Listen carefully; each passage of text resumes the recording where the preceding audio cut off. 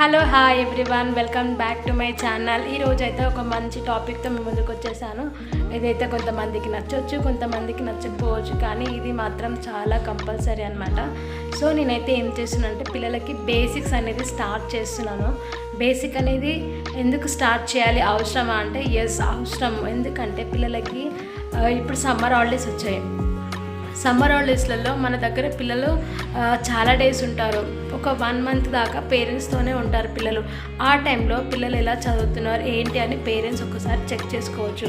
Even father బిజీగా ఉన్న mother check చేయవచ్చు, మదర్ బిజీగా ఉన్న ఫాదర్ చెక్ చేయవచ్చు.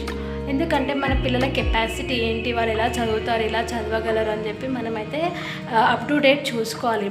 సో నేనైతే మా పిల్లలకి ఇప్పటి నుంచి ఆల్రెడీ ఒక 10 డేస్ వాళ్ళు హాలిడేస్ ఎంజాయ్ చేశారు, ఊరికి వెళ్ళొచ్చారు. ఈ మిగతా డేస్ అయితే నేను వాళ్ళకి డైలీ ఒక ½ అన్ అవర్ అన్న కూర్చోబెట్టి బేసిక్స్ అనేది స్టార్ట్ చేద్దామనేసి స్టార్ట్ చేస్తున్నాను. సో ఈరోజు అయితే హిందీ టాపిక్ తీసుకున్నాను. ఎందుకంటే మా పిల్లలు కొంచెం హిందీలో వీక్గా ఉంటారంటే లెటర్స్ ఐడెంటిఫై చేయగలగాలి, లెటర్స్ కంబైన్ చేసి చదవగలగాలి. సో నేనైతే ఎక్కడి నుంచి స్టార్ట్ చేస్తున్నానంటే వర్ణమాల అంటే స్టార్టింగ్ లెటర్స్ ఆ నుంచి స్టార్ట్ చేస్తున్నాను. ఎందుకంటే ఎక్కడికి వెళ్ళినా కానీ మనకి బేసిక్స్ అనేది కంపల్సరీ అవసరం.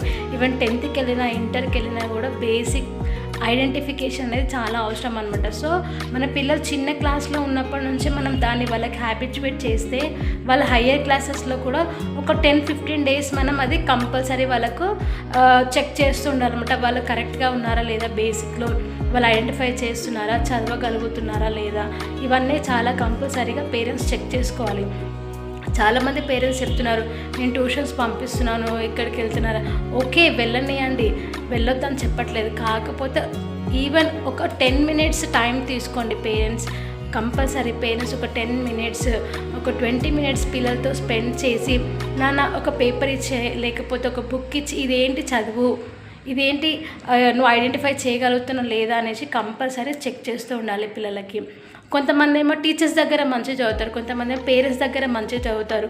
So at last end of the ఏంటి మనకు కావాల్సింది వాళ్ళు చదవాలి, ఒక మంచి పొజిషన్లో ఉండాలనే కదా మనం బాధపడేది. సో మనమైతే వీడియోలోకి వెళ్ళిపోదాం. ఈరోజు అయితే మా పిల్లలకైతే నేను బేసిక్స్ అనేది ప్రాక్టీస్ చేపిస్తున్నాను.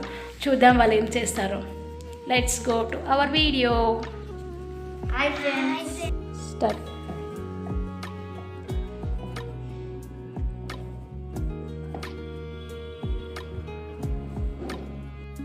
నేనైతే వాళ్ళకు 2 books ఇచ్చేసాను సపరేట్గా. వాళ్ళైతే రాయడం స్టార్ట్ చేశారు.